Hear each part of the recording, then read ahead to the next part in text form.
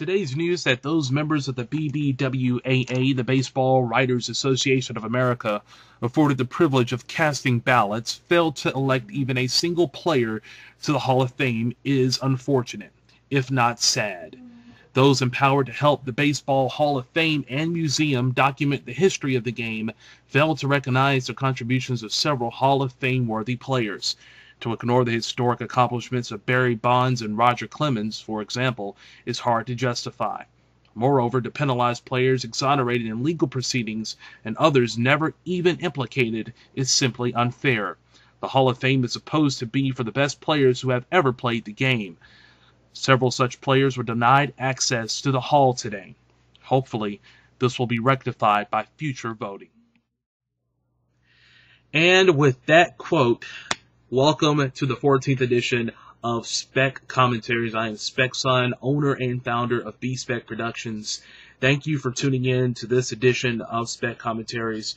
And with that quote from Major League Baseball Players Association's director, Michael Wainer, quite frankly, I couldn't have written it and stated it as better than what you heard right there. It was just fantastic. I'm glad that he mentioned what he mentioned, and I'm going to get into detail about that fairly shortly here on this edition of Spec Commentaries. But as many of you know, Major League Baseball, and specifically its Writers Association, has announced the, I would say, inductees, or lack thereof, of the Major League Baseball Hall of Fame, of Baseball Hall of Fame and Museum in Cooperstown, New York. Unfortunately, and very, very sad for me to even state this, as a very long-time baseball fan. You see me with the Braves insignia on. I'm a huge Braves fan. So it even tears me to the core to say that Dale Murphy once again got snubbed out of the Hall of Fame, which is just absolutely pathetic and horrible to me, that he didn't even get over 20% of the vote. But, you know, he got the highest he's ever gotten, which is 18-point-something%, but it's still horrible. The Major League Baseball establishment, and I'm going to say that I'm not going to say that very loosely here. The establishment, not only the writers, but all the personnel people that really work in a very high upper echelon portions of the game, I think had a huge effect on this as well throughout the course of the last several years, pushing this steroid agenda nonsense over and over and over again to the point of exhaustion. The media that has had a very, very huge emphasis on this perception of performance-enhancing drugs. I'm no proponent of it. I don't agree with it. But the story has been overblown to such a degree because baseball is a game of numbers, just like every other sport, but baseball clings to its numbers more than any other sport in the world. The steroid issue over the last 10 years has just blown up into proportions that should have never been blown up to. And it all leads to today, in which there has been, for the first time since 1996, there will be no former Major League Baseball player elected into the Major League Baseball Hall of Fame by the writers. I'm not talking about the Veterans Committee, but I'm talking about the writers. There's not one former Major League Baseball player today that was elected into the 2013 class of the Baseball Hall of Fame and Museum. That's not only a travesty, but as Michael Wainer most eloquently pointed out, if not sad. I hate to break it to you writers out there and to you purists out there who want to cling to the steroids being the worst thing ever in baseball history, which is a crock of BS and to begin with. We don't watch and pay attention to the Hall of Fame to listen and care about writers getting the Ford Frick Award, and there's no disrespect to that award. This is my industry, is my field, is journalism and communications. This is what I went to school for. This is something I have very, very much passion for. But the Hall of Fame, that's not the marquee. The Ford Frick Award isn't the marquee. Seeing managers go in isn't the marquee. Seeing executives of the of Major League Baseball and baseball in general. That's not the marquee. People go to the Hall of Fame Museum to see former players who they have a lot of respect for, who they cheered for and watched throughout the years or heard about throughout the years, get elected into the Hall of Fame. And when there's not at least one of those players that's not elected into the Hall of Fame, it cheapens the Hall of Fame in my perspective. Not to have a guy like Barry Bonds and Roger Clemens, but even before this alleged so-called use of steroids. And I have really no doubts that those guys didn't do it. Roger Clemens is a little different story, but when it comes to Barry Bonds, it's pretty much universally accepted that he did it. He even mentioned that he unknowingly did the cream and the clear, but we all pretty much know that he was juicing to some degree. But even before this, the guy was a Hall of Famer. 400 plus home runs, 400 stolen bases, just an absolute clutch hitter. Very, very, very worthy Hall of Famer even before that. And I can even make a case, and I will make a case, that he's a Hall of Famer even with the steroids. My biggest problem with Major League Baseball over the last 15 years, and this is going even further than that, you can go all the way through the embryonic days of the sport actually becoming a professional organization in the 1800s. Major League Baseball just never, ever knows when to move on into progress, into better things in their future. They never know how to do it in a timely fashion, I should say. Everything has to be prolonged. Whether it's the Pete Rose situation, the betting on baseball clause, Shoeless Joe Jackson not being reinstated into Hall of Fame, although it's been damn near 100 years since he was banned, and also the other 7 White Sox that were banned as well in 1920, from the 1919 World Series and the Black Sox.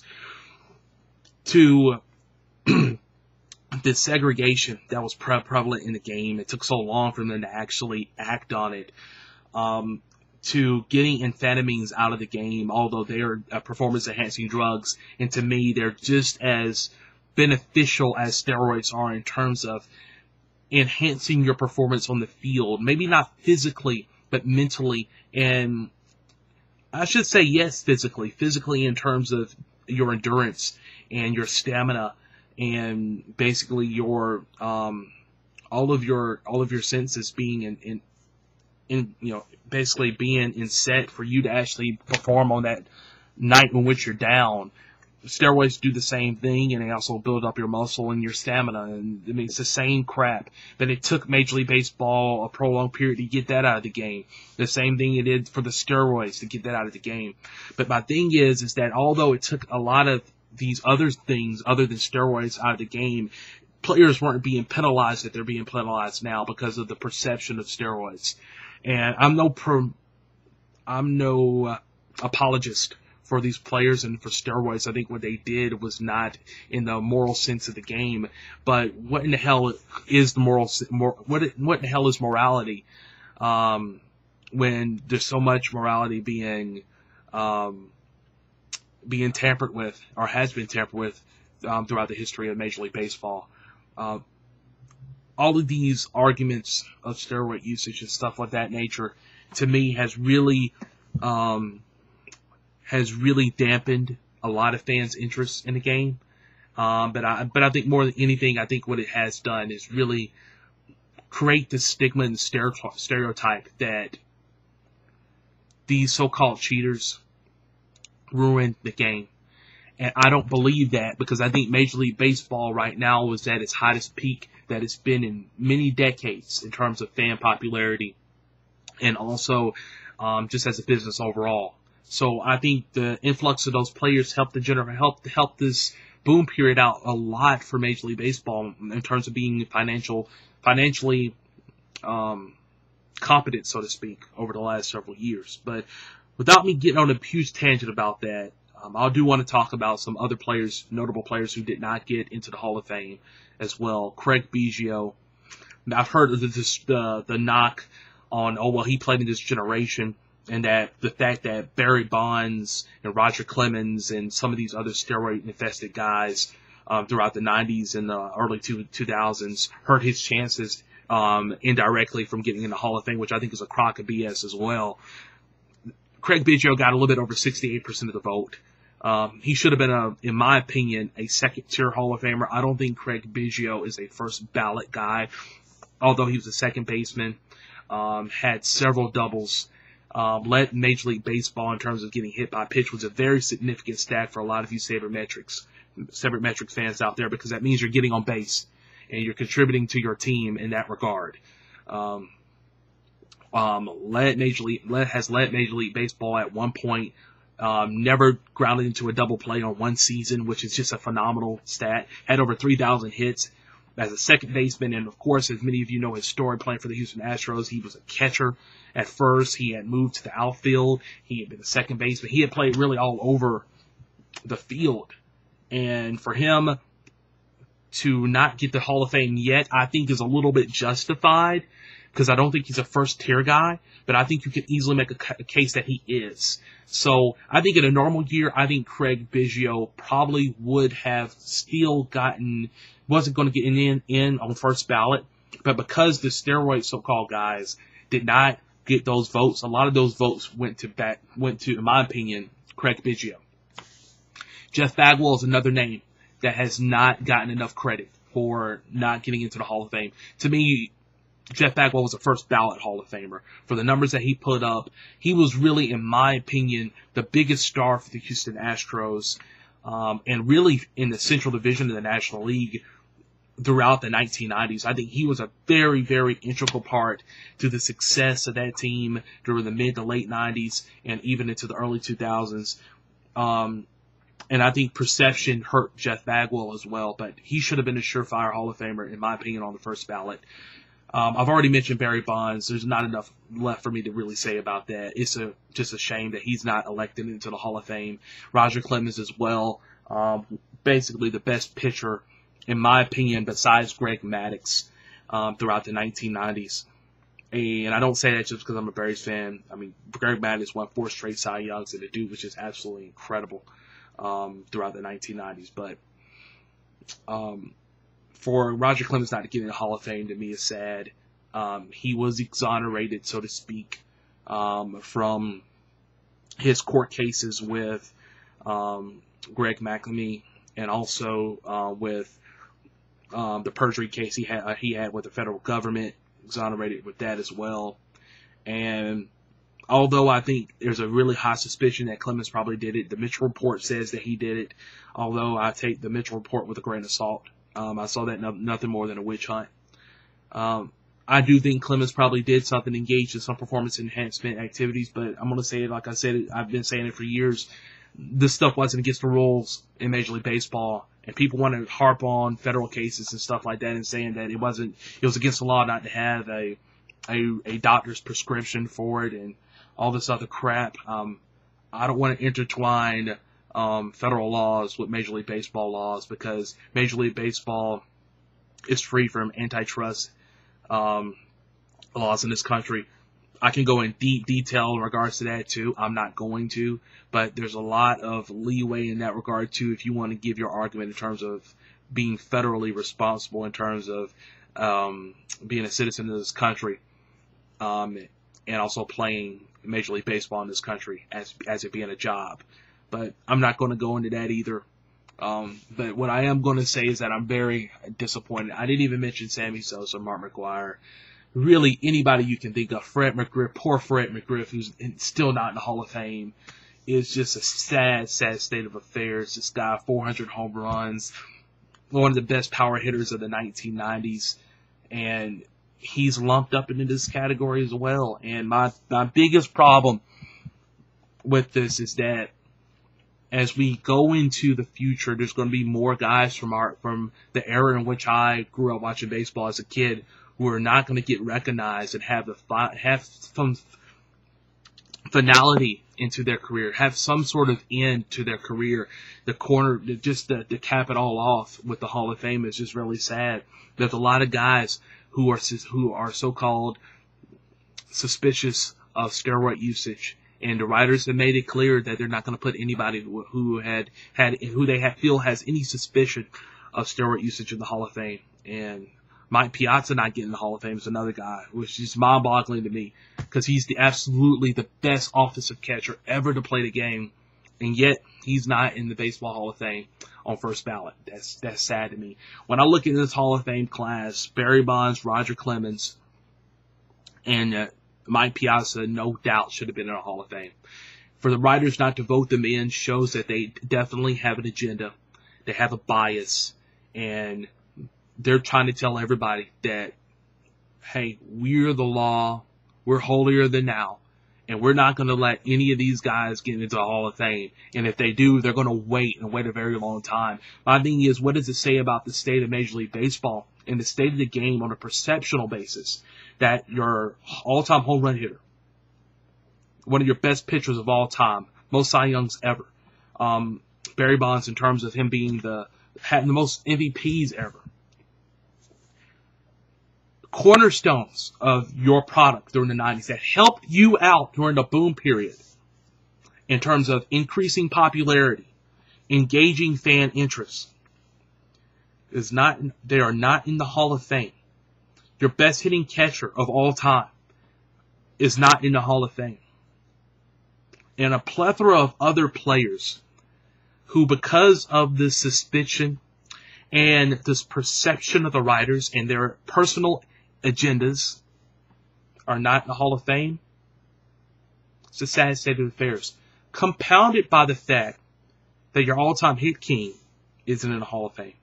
Because of a rule, to me, that should have been not destroyed, but definitely moderated to a degree for some sensibility in terms of banning somebody for life for betting on baseball. It's not in the Hall of Fame. It's not even reinstated. To bring closure and finality to their careers. And just to bring up Shoeless Joe Jackson again, which to me is the saddest part. Being a South Carolinian, and knowing how popular he is around here, even still after his death, 70 plus years later, not in the Hall of Fame. It does baseball a disservice, and it does the fans a disservice as well. Because although those guys allegedly or definitely engaged in activity that was detrimental to the game to some degree in terms of its pureness, so to speak, I think it's a sad state of affairs. And if we continue to go through down this path, I don't see much of hope for baseball bringing any finality to the so-called steroid era. You know, the one thing I really love and respect so much about the Pro Football Hall of Fame, you got a lot of guys who took a lot of steroids and substance things that have now since been banned from the league in the Hall of Fame. The sport still honors them. And although they're quick to point out the steroid usage and performance-enhancing drug usage and the character situations of some of those individuals, they honor those guys. They still have the integrity to honor those players because those players represented the sport on the field with a great degree of respect, integrity, and also a sense of competitiveness, and they made the game better in terms of a viewership perspective and also for just a fan interest perspective. There's no denying that Barry Bonds, although he was vilified, he wasn't the greatest of guys, was a massively polarizing figure in the game. And he is the all-time hit king, regardless of whatever the hell he did.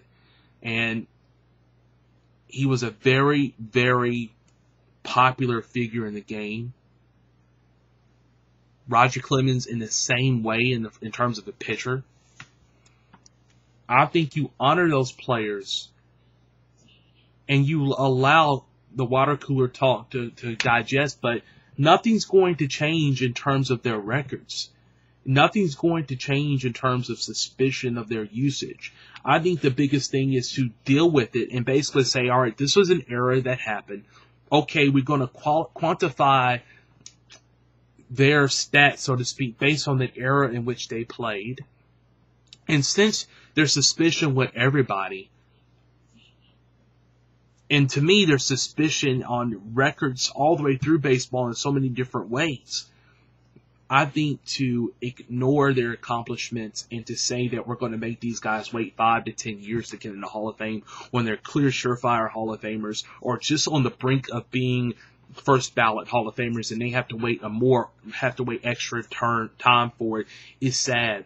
I think it hurt Barry Larkin last year. I think the same BS, not steroid related, but all on the field, things spitting on the umpire's face for Roberto Alomar, same BS crap that hurt him, and he had to wait a year. And poor Jack Morris, who I haven't even talked about, is still waiting to get elected now after being on the ballot for nearly 2 decades. It's sad in itself because fans growing up in the 80s know Jack Morris and they know he's a Hall of Famer. But the core of this really goes to the Major League Baseball writers and their bias and their overall feelings to feel like that they're policing the game. And I've heard countless arguments about this so-called not having anybody into the Hall of Fame for this year is a benefit for the writers and a benefit for Major League Baseball. I think that's a crock of BS. It hurts the game and it makes the game look very fragile and weak. And if you don't elect these players in, you're going to go through year by year by year speculating and saying that steroids is the reason why they're not in.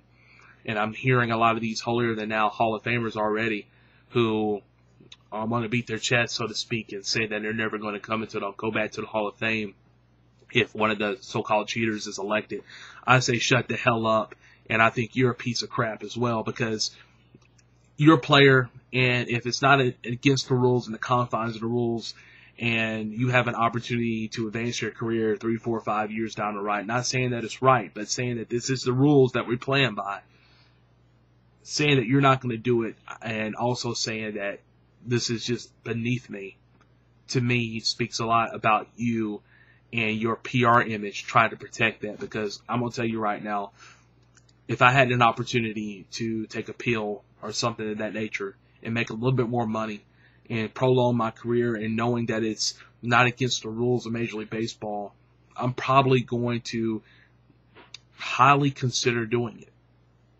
And it not mean that it's right and not mean that it's wrong. It's just meaning that these are the rules that I play with.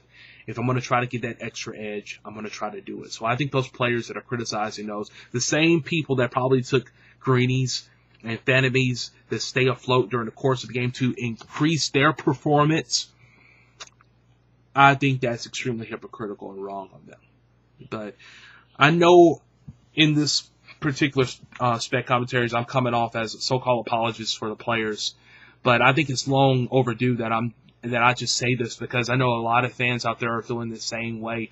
You know, let Bonds, let Clemens, let these guys in the Hall of Fame celebrate their numbers because their numbers are based on the era in which they played.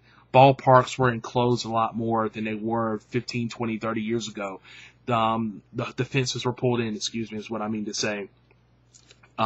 Endurance has played such a huge factor. Weight conditioning, strength conditioning, another thing that has played a huge factor in players staying afloat and having increased bat speed at ages that are not prevalent for guys who are by 35, 40, toward their later 2 years to continue to play the game. These things have changed. Technology has changed.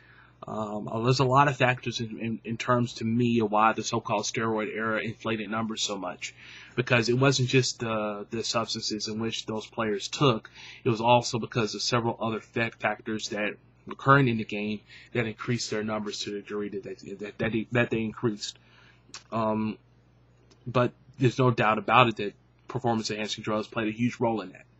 But I don't think players should be penalized because of the era in which they played and so-called this being immoral to the integrity of the game. Because to me, I don't think that's immoral one bit about the integrity of the game if the game itself wasn't policing that immoral behavior. But that's my opinion on it.